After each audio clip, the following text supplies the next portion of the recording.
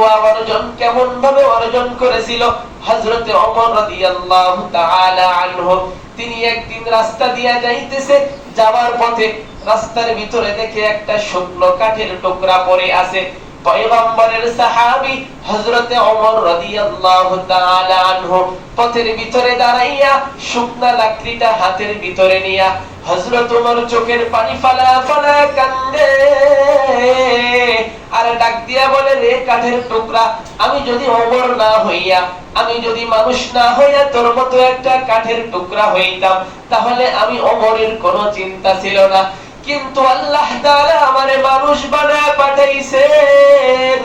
আমার দিলের ভিতরে বড় ভয়, আমার দিলের ভিতরে বড় ভয় হয় আল্লাহ তাআলার হুকুম মোতাবেক যদি দুনিয়াতে চলতে না পারি, নবীর তরিকা অনুযায়ী যদি দুনিয়া থেকে চলে যেতে না পারি, নবীর তরিকা অনুসরণ করে যদি দুনিয়া থেকে বিদায় নিতে না পারি, তাহলে আমি ওমরের বড় ভয় হয় আল্লাহ তাআলা না জানি আমারে জাহান্নামের আগুনের ভিতরে জ্বালায় দেয়।